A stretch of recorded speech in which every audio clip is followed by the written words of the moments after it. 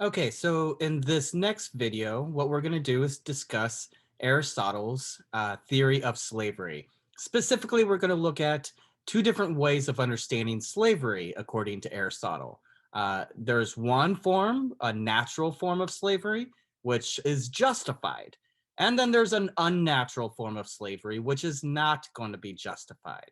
So let's look at the details and see what exactly Aristotle's view is regarding this very important and sensitive topic of slavery.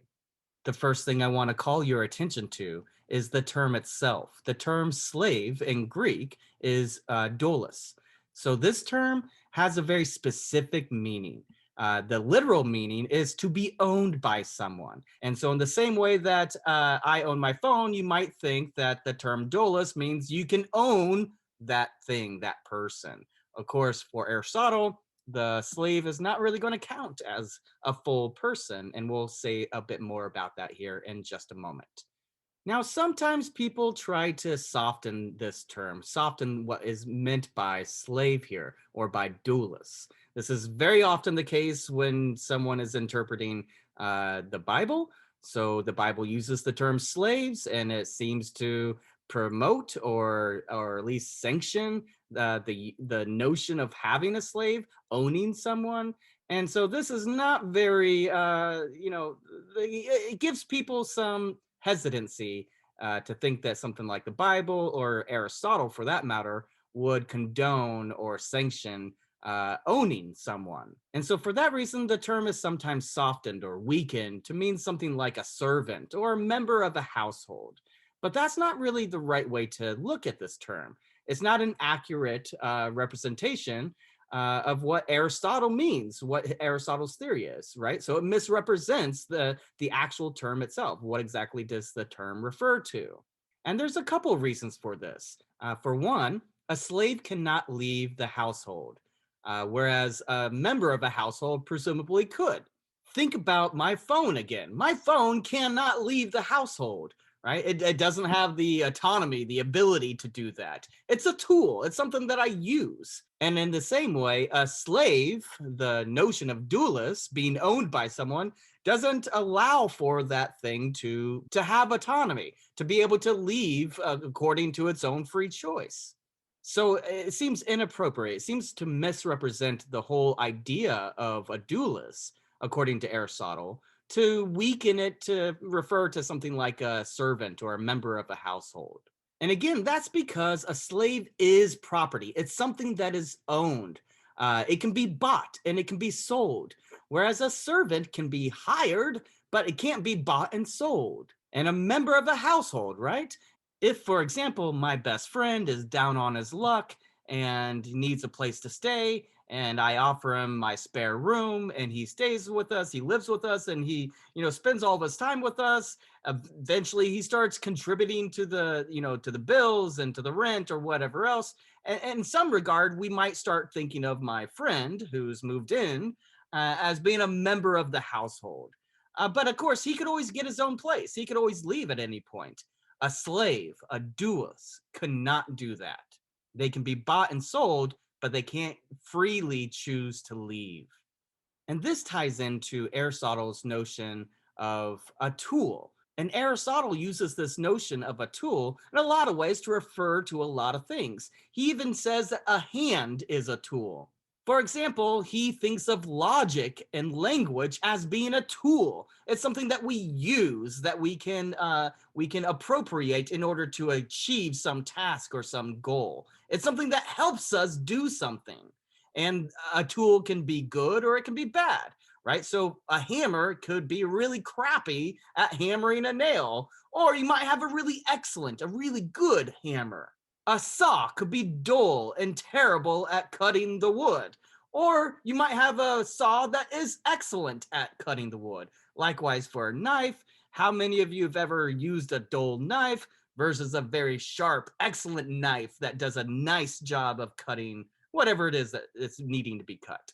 A slave is like that. A slave is like a knife. You can have a slave that is really excellent at what it does because it's a tool. Or you could have a slave that is not. It might be a poor slave in some regard, because in whatever way that is being used, maybe it does a bad job of that. But the basic idea here is just simply that for Aristotle, a slave, a doulos, is a tool. And so I think that it is, again, it's a misrepresentation of Aristotle's theory of slavery to weaken the notion of slavery to something like a servant or a household member. Because a servant or a household member is not some tool, it's not merely a tool. And this further ties into Aristotle's notion of having a particular capacity, right? So a slave, according to Aristotle, lacks a capacity to reason, to use their reason. Likewise, a slave, for Aristotle, lacks rationality in the way that we understand humans as being rational animals or rational creatures. And it's this capacity to reason, capacity to understand, to use logic and language, to philosophize, to be politically active and engage in the political community. A slave does not have that capacity, according to Aristotle. Of course, we could always question them, and I think we should question them. In what way is it really true and correct to think of any human being as lacking some capacity to reason or have rationality? Maybe there are some cases, but maybe we should be very hesitant to go down that road. But if that's right, if Aristotle is correct that a slave lacks a certain capacity to reason, well, then it would follow that a slave cannot engage in political activity. Therefore, a slave cannot have or obtain eudaimonia. A slave doesn't have the ability or capacity to experience human flourishing, to experience a good life, a fulfilling life. Because again, for Aristotle, that means they need to have a certain amount of virtue and a certain amount of rationality to be politically engaged. And for Aristotle, slaves are unable to do that. They don't have the that's just not in their nature. They don't have the capacities or wherewithal to be able to do such things. So then all of this is by way of trying to introduce you to Aristotle's theory of slavery. But again, Aristotle's theory of slavery needs to be understood in terms of both natural slavery, which is justified, and unnatural slavery, which is not justified, according to Aristotle. So then, let's look at this distinction in more detail. What is natural slavery for Aristotle? So, natural slavery can be understood in the following way. X is by nature a slave if X lacks the capacity to reason and engage in politics. Right? That's what we were just discussing.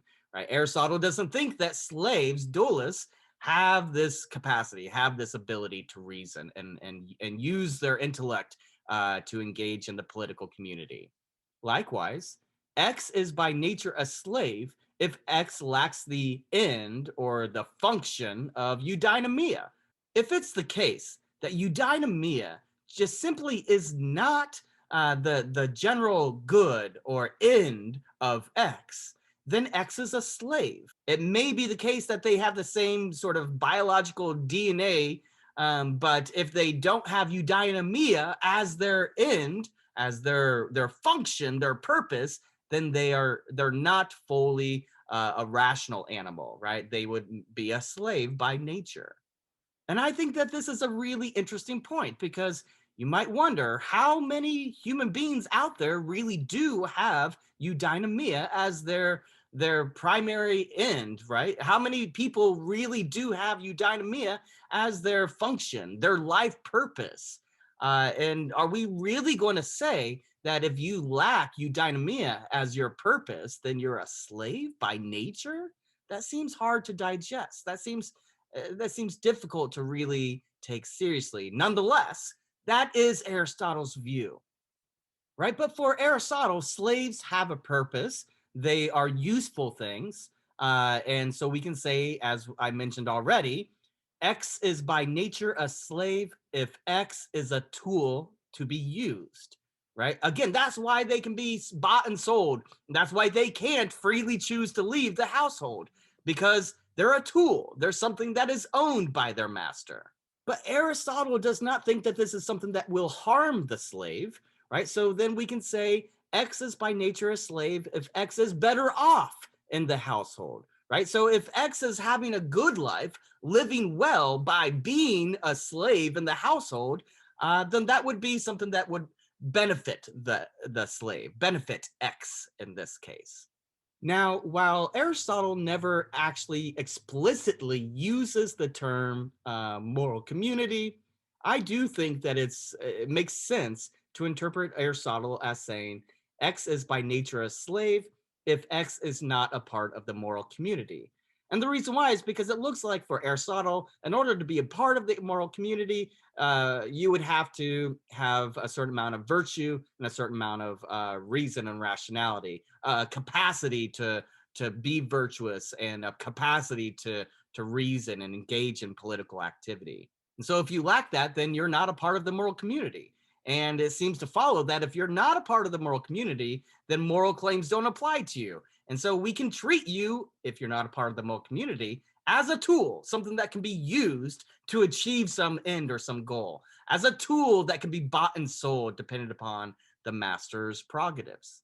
Now, with all of that said, I think that it's extremely important to mention that these sorts of reasons have been used and abused by many throughout the years, right? So we have the apartheid in South Africa.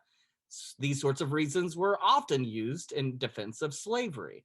We have the same sorts of reasons that were used in defense of slavery in the Confederate South. Indeed, these sorts of reasons were very commonly offered in defense of things like the manifest destination and colonization. How should we understand what he means by unnatural slavery? Well, so the first thing that I think it's important to recognize is that Aristotle thought that unnatural slavery was unjustified. It was unjustified because it was not natural. It did not follow the natural function of certain biological organisms, right? So, how should we cash that out? How should we think of that? Well, one way we can understand what Aristotle means here is if X, again, X is a neutral variable, if X is obtained through the spoils of war, then X is probably not a slave. You can imagine, some Greek city state going and fighting a war. And oftentimes it was the case that once you won a war, then you had the spoils of war, which included taking slaves, women and children included, right?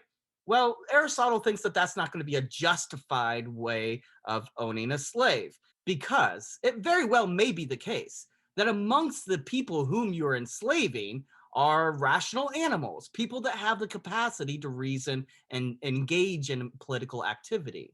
And so for Aristotle, this would not be a natural form of slavery.